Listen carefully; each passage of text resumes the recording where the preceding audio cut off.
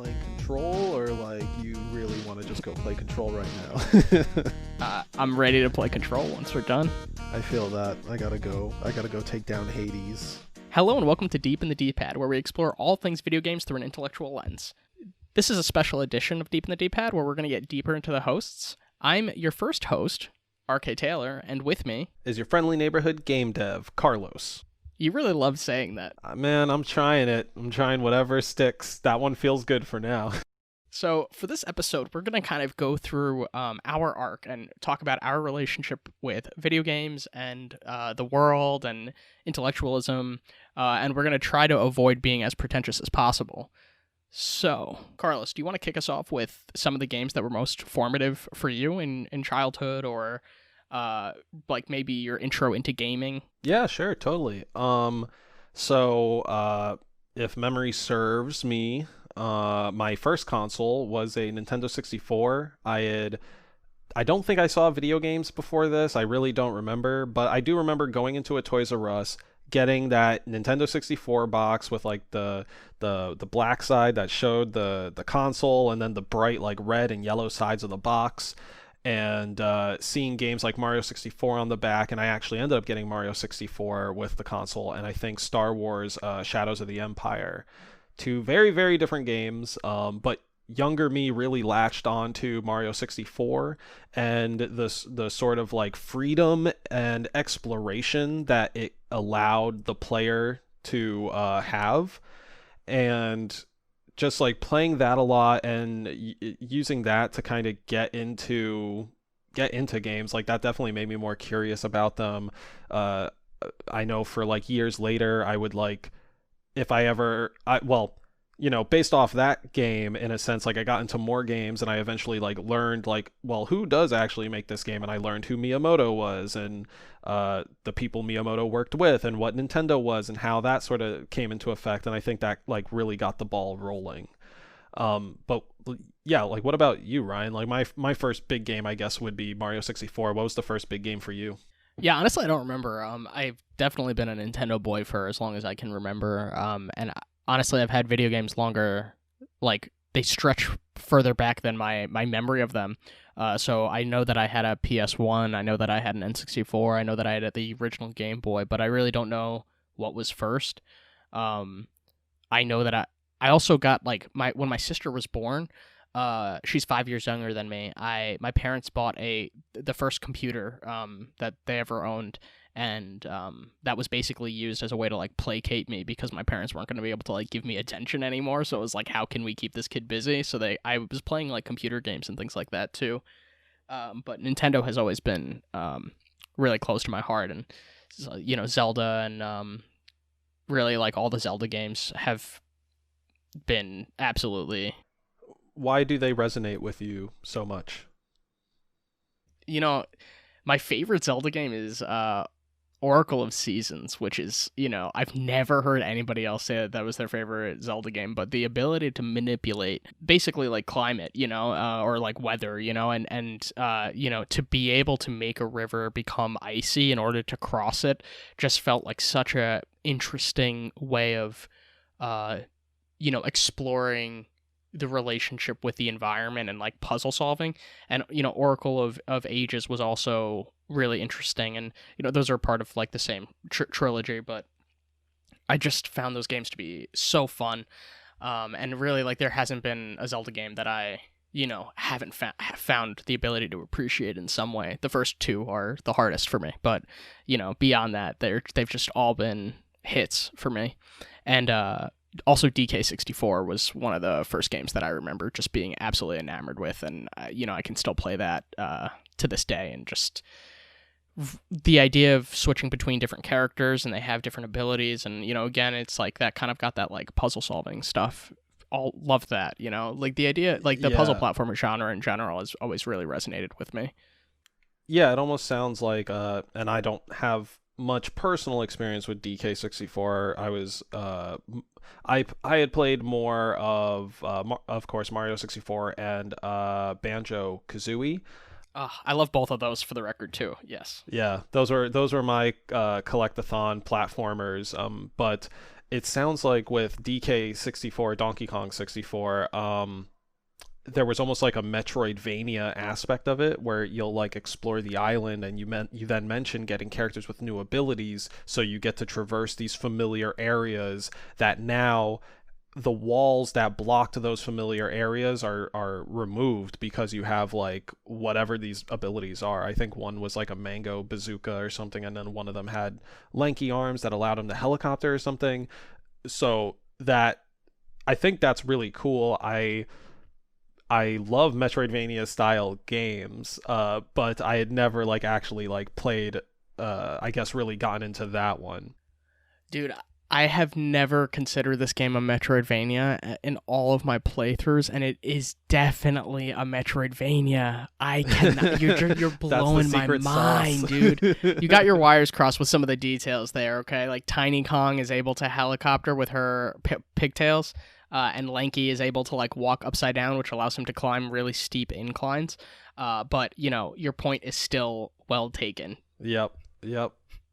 Okay, so let's move into like how we became friends, because we became friends, years after we began gaming. But I think our friendship was really like kind of not exclusively like revolving around video games, but I definitely think that they kind of like cemented our crew together a bit. Do you wanna speak about that a bit? Yeah. So I was funny enough, I was actually talking to someone today about sort of the building blocks to human relationships.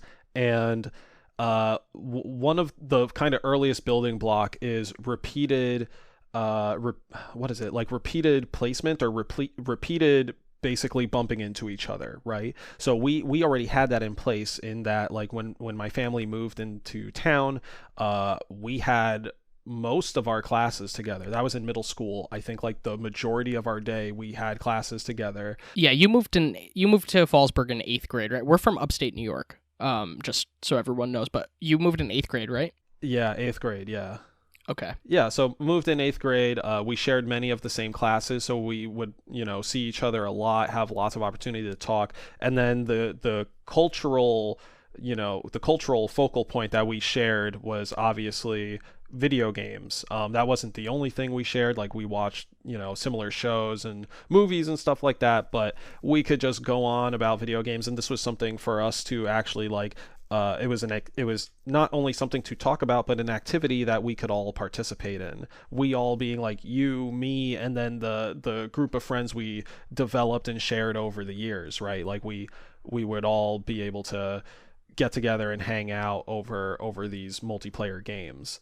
But yeah, and there's only so much that we can talk about dysfunctional families, that gets tiring after a while. Yeah, of course. You got to just escape the video games and talk about that a bunch. But back then, our conversations were way less, intellectual and or pretentious as they are now, right? It was way more of like, what video game do you think is cool? Oh, Call of Duty's cool because I shoot guns. And like another person, probably me, saying like, well, Mega Man's cool because you combine these chipsets to make gun big and make sword big. Isn't that cool? And like, everyone else in the classroom being like, I don't really care about any of this. Like, what's my, like, whatever their niche is, they want to talk about. And I think, I'm just from where I'm standing now, I'm glad that my thinking and my conversation about video games has changed, because honestly, the hype train conversation gets really stale really fast, and I think it just leads to people getting jaded with gaming or with whatever is getting hype machined. Speak more about like what you think the hype machine is doing to like fans or I don't know. I don't really want to use the word consumers, because I find it really kind of obnoxious when people say things like they consume music instead of listening to music. It's like, okay. But yeah, the experience of maybe the reason I don't like consuming, just as a quick side note, is like it's not a consumable. It's not going anywhere. It still exists after you have experienced it like one time. But anyway, so after you have like, how does your relationship with games been affected by the hype machines. It's I mean, it's very much just a cycle of, and now I'm going to use the word consumer, but mainly from the POV of the marketing people and the like corporations. So it is very much like marketing's drive to get the game as widely heard of, widely present as possible, and to make it seem like a product worth putting your money on. And this ends up creating like this weird perpetual cycle of like excitement and buildup. And sorry listeners, we're gonna get a little adult here. It's basically just edging for video games. Like, it's just, you're like edging people on a video game for like months, and it's like, dude, no amount like no video game or like no sexual partner is going to be worth like months and months of edging for like What is one edging? Oh fuck. Oh no. Oh no. Okay, sorry. We're going to get R-rated listeners.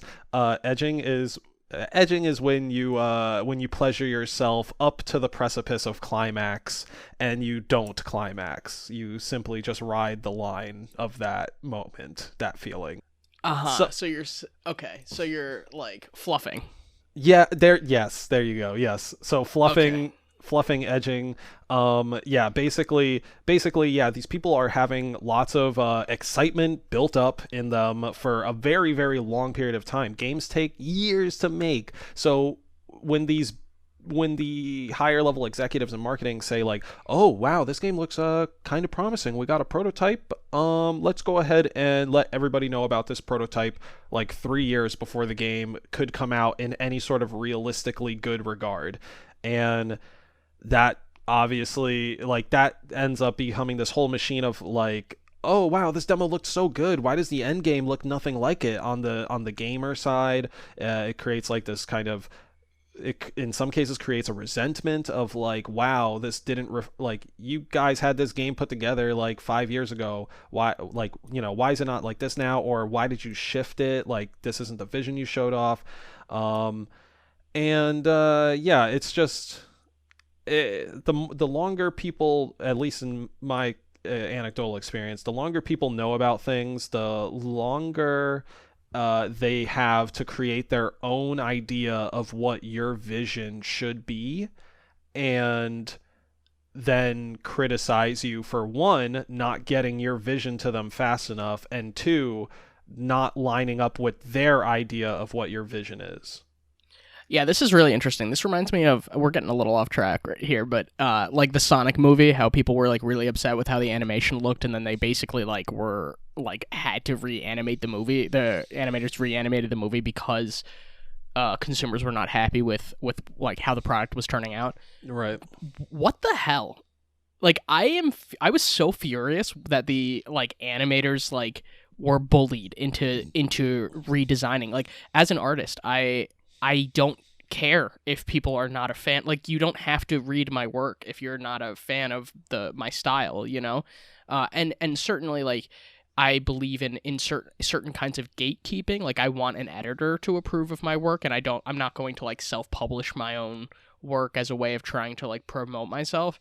That's just not my path. I want to work with someone, and I want it to like, be inducted into this like literary circle, and like, be deemed worthy of being read by other people who are authorities in some sense, but that doesn't mean that every fan who reads it is allowed to change the piece because they don't like what it's doing, or and this idea, there's just outrage mobs in general, and like, this is part of the problem with like social media and things like that, and call out culture and all of these things, but the idea that fans think that they are, because they're paying to watch a movie, that they're able to have some level of control over the art, seems to me to be like a really big problem, and to be totally misunderstanding the relationship between art and observer.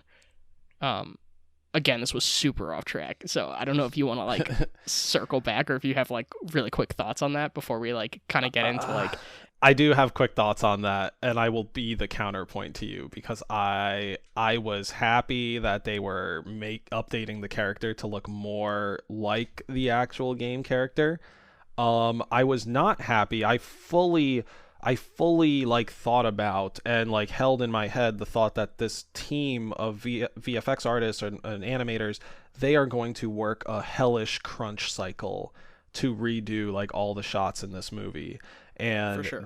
and that sucked. I was like, we didn't even need to be here, because at least the way I see it, the way I saw history playing out with that project was some executive saying like, this is what it should look like, you know, it's got to be more relatable to the kids, do this, have human teeth, this, that, whatever. And you know, whoever had to like steer the ship just had to steer the ship. And then it came to, you know, the fiery hand of Twitter, and then, you know, executive man had to go hat in hand like, well, it turns out our lead guy didn't make the right Sonic, so go ahead and make a better Sonic. That again, that could just be my more jaded outlook on things, but I feel like most of the time, especially with that movie, I was already like very skeptical of it. So for Sonic to look the way he did when he first did, I was like, yeah, this is actually exactly what I expected. Some live action Woody Woodpecker ass shit, and that's exactly what it looked like. And you know, God, I want to say like kudos to them for like updating the model, but also at the same time they hurt a lot of people, and they also fired a lot of people after hurting them. So kind of never mind, I'm not gonna burn any bridges. I'm just saying that's kind of not cool. Kind of not cool, Paramount and whoever else. Yeah, this is so complex. I love this. I love that we're like supposed to be talking about ourselves, and then we're like talking about Sonic for 3 minutes. Yeah, can't help talking about all that other stuff. So getting back more so to our formative years, I guess, right? Like, as I grew up, you know, I played more games socially. I noticed that I was like kind of largely a single player type person until maybe around the time I like met you guys. And that became more of a multiplayer thing, especially with games like Call of Duty and World of Warcraft. And you know, you and I played that a lot during our like preteen to maybe like mid-teen years. What are some of your recollections during that period? Yeah, I remember COD and WoW as well. I think WoW was like really the first one we played that before we like had 360s, but the 360 really connected us in a really incredible way. I remember playing 1 versus 100, and there was like a lot of hype about that. Like there were real prizes at stake, man. That's why the hype was there. Yeah, and one of my favorite games that we ever played together was Splosion Man. I loved that was like probably one of the first indie games I ever played too. I actually replayed Miss Splosion Man by myself earlier this year, and I just think it's a really well designed platformer. It's like I love the visuals of that game, and yeah, I mean it kind of goes back to like what you were saying, like, you know, like you pitched Splosion Man to me, and it was like just a like, yeah, you're like this character and you like explode around and stuff, you know, and like now like I have a more refined appreciation of it, and like I could talk about the color scheme and, you know, the symbolism with the like scientists, and, you know, and like how, you know, we can get like much deeper and like analytical in our approach to breaking down Splosion Man, and I love that we can do that now. You know, I love that we've just our conversation, you know, like I thought about video games as like children's things, and I took a bit of a hiatus, which we can get into in a little bit, but you know, the idea that like we can come back to video games and just have a more rich conversation about them is something that really excites me. But yeah, we played a lot of COD, and I died a lot. I was like the worst person on our team, just going like 1 in 20 like all the time. Yeah, but COD wasn't exactly a place for it wasn't, that didn't hurt the experience too much, right? It was kind of frustrating to die a lot when we got into certain lobbies, but COD, much like Fortnite is nowadays, like was really a social vehicle.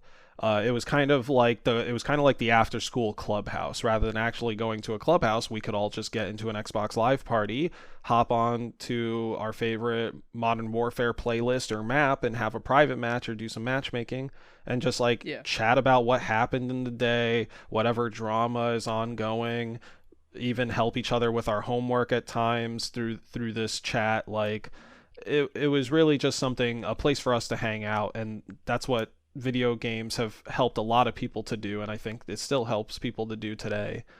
Yeah, But for sure. so for something that brings people together so much, why did you end up taking a break from it? I remember this happening around college time, right? Yeah, when I got into college, I brought my N64 with me, and I like played it very casually. But I didn't really get any new systems. I basically fell off playing with my 360. I stopped PC gaming almost completely, I guess.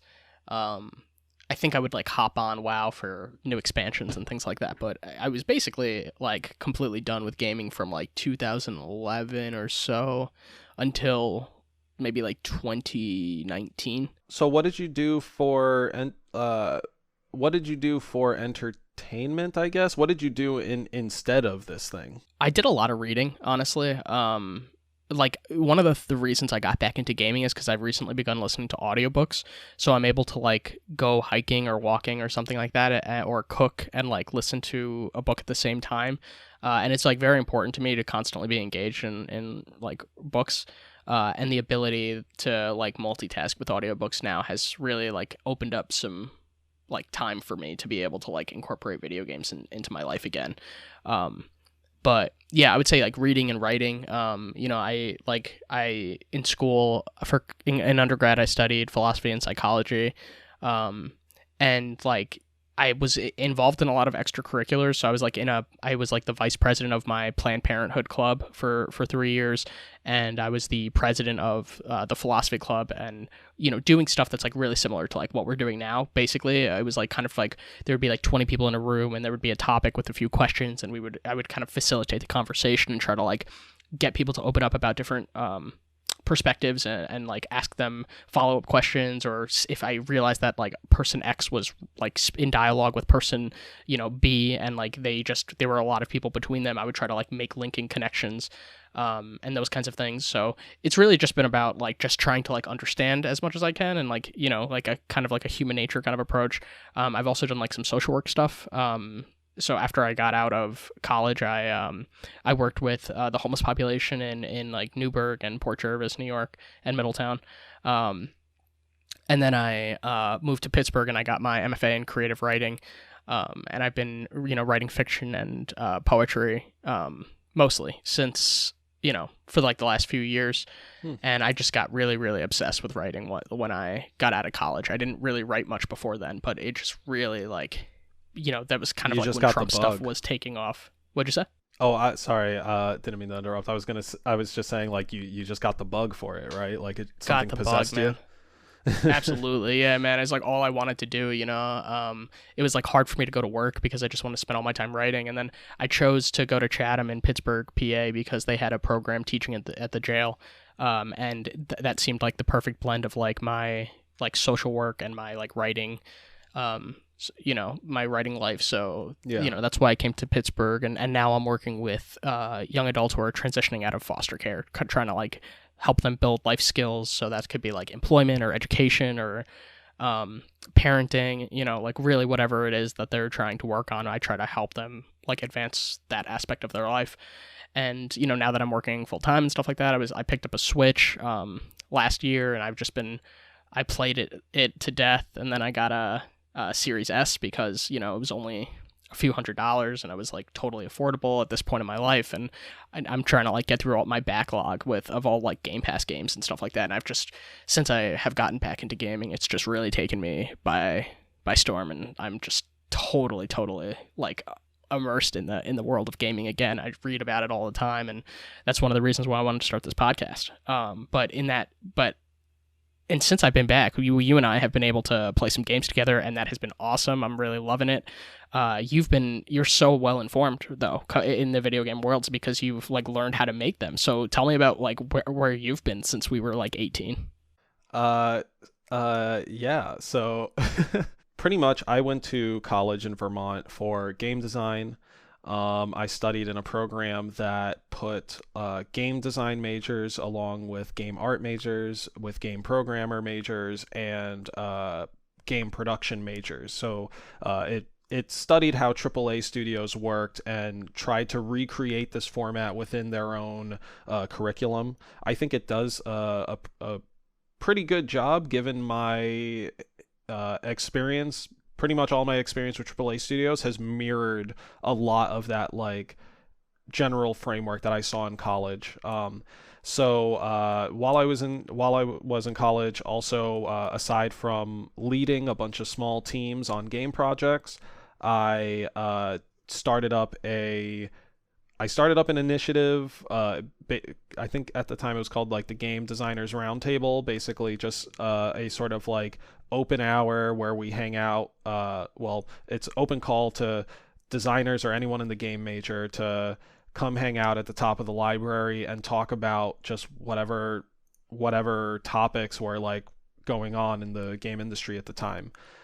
So that could have been like new tech on the horizon, maybe things happening on a societal level, like harassment allegations in the workplace and how that impacts the team and stuff like that. We would just try to facilitate these conversations.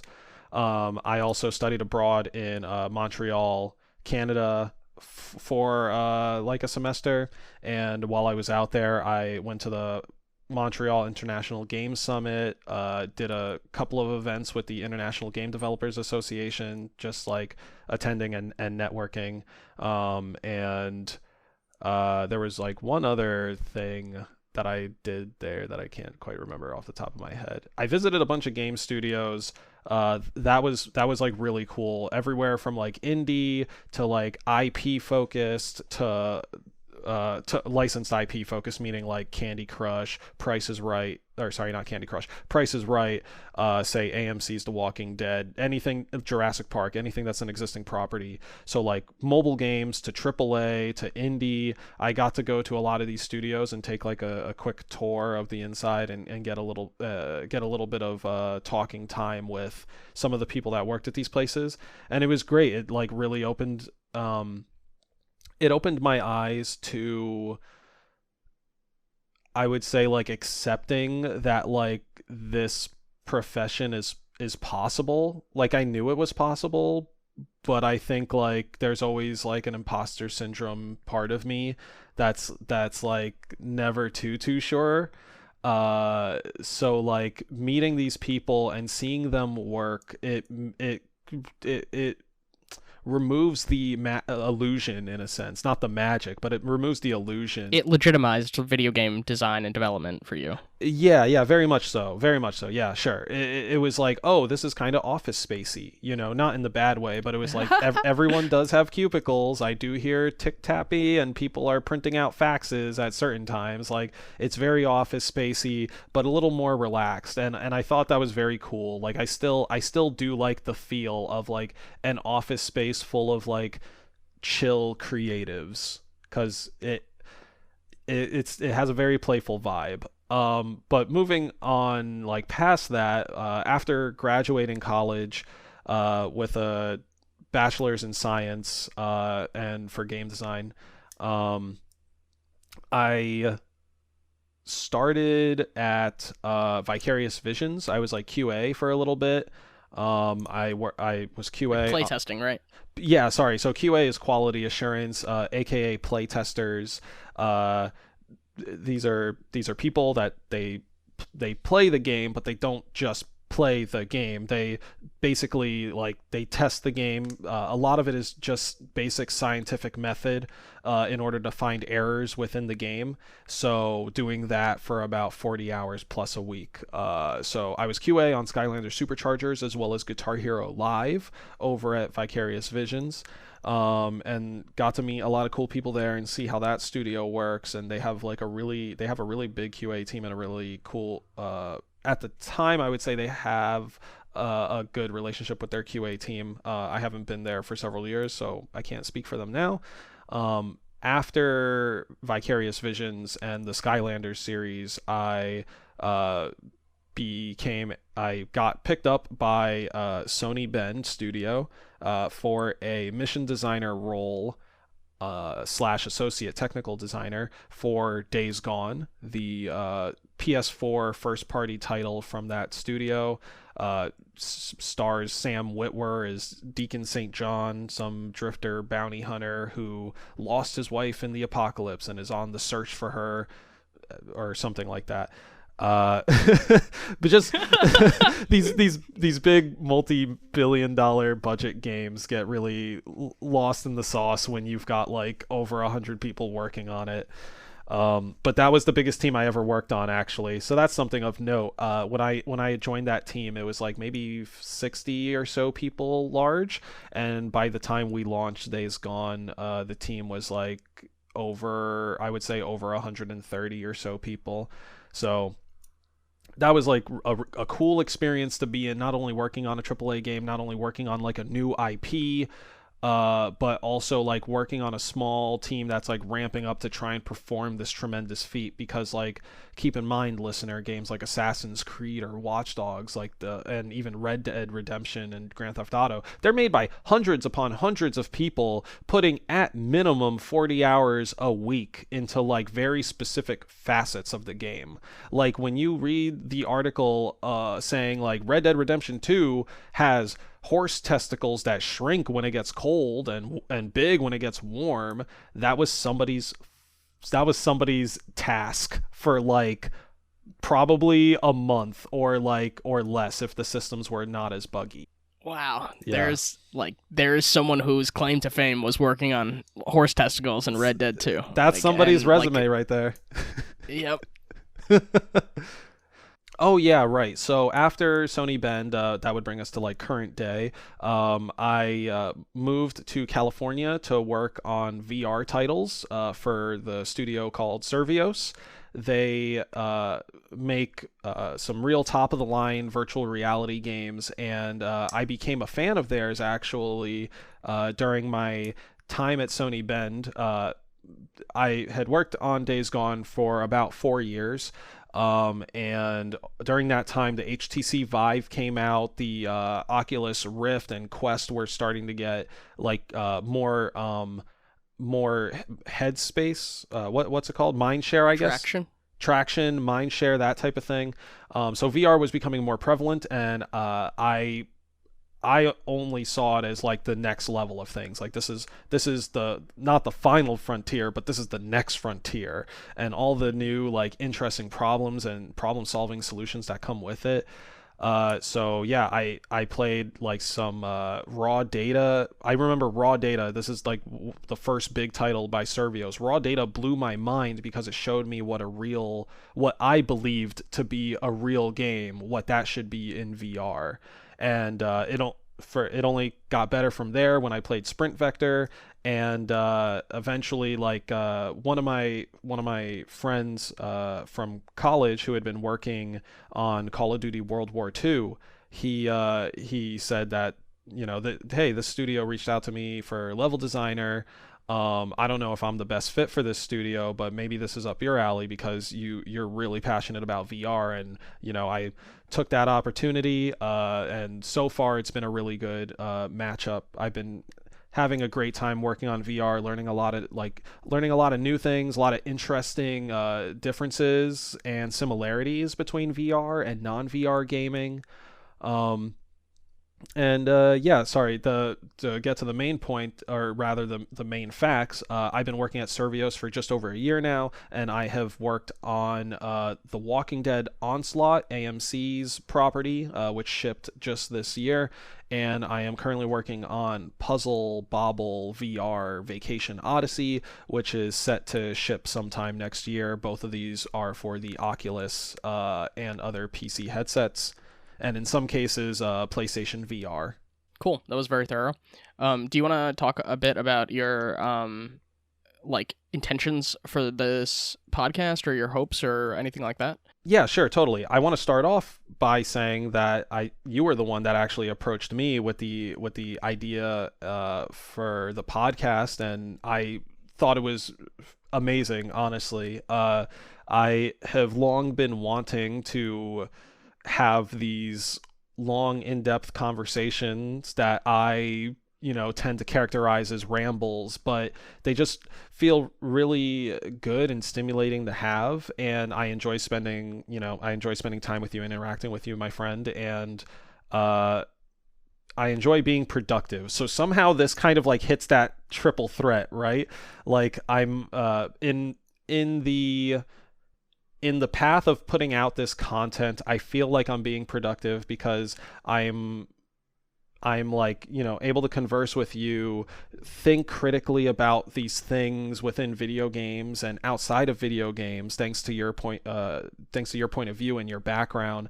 And I really want our listeners and people who are maybe soon to be listeners to keep their minds open and try to think critically more in general, and then specifically maybe for our show, try to see the fringes that lie just beyond the video game. Yeah, word. I have similar feelings, I suppose. And I just want to. I'll volley back to you. You came to New York for a family visit back in, I think it was February, and I drove to New York to pay you a visit, and there you suggested.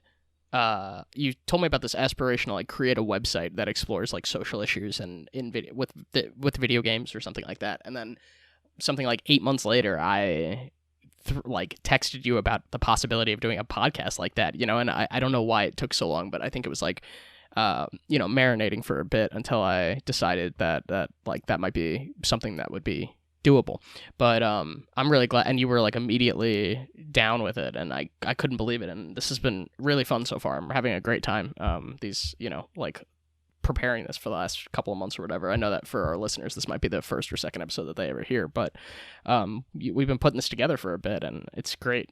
And yeah, like, you've talked about like the like how the hype machine is toxic, and like, how we need more critical thinking and stuff, and it's just like there are billions of people playing games now, if we include mobile games. And that's, I'm just like, I want us to have better conversations about video games. I want there's so much interesting stuff to say and so many different things to explore. Just the other day, you were like, why do we need to hear yet another like preview of how Cyberpunk is going when we could be talking about transhumanism and the implications, the moral implications or whatever, and it's like, totally, like I completely agree with you, and this is ideally going to be like a medium where we can really get into the like nature of reality with VR and talk about the ethics and the psychological benefits of gaming and those kinds of things. I'm really drawn to learn as much as I can, and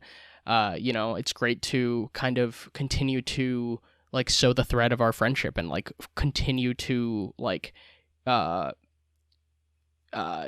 develop like a friendship that's like so old, and like like it's already like we've had awesome conversations and it's been super fun, and so much about like devices and coding and like level design and all of these things that I really know. I don't know the first thing about a lot of the I'm very much a player of games, not a creator of games, but I do have like my approach to narrative and craft and those kinds of things. Ryan, I feel provide like a real good like human element to everything. Like I can provide the sort of like data and a lot of like theoretical principle stuff, but I think because of your experience and because of your interests, you provide like a way more human element to things. Like you said, like you bring in the point of view of the player in a sense, but I think it's like it's even more so than that, because again, leaning on your vacation from